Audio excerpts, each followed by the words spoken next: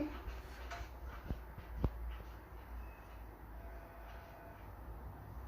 De ce îmi vrei rău? Dacă tu ai fi în locul meu, nu ai vrea același lucru? Eu n-aș putea să iubesc pe cineva care nu mă iubește. Adică tu vrei să-mi spui că n-ai iubit niciodată pe cineva care nu te-a iubit înapoi. Rog pas. Chiar dacă ar fi așa, nu l-aș forța să fie cu mine. Spui asta pentru că n-ai fost încă în situație de genul ăsta. Spun asta pentru că eu n-aș putea să fac rău cuiva.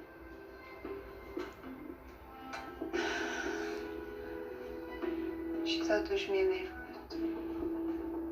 Pentru ultima dată îți spun, nu am știut că ești în comă.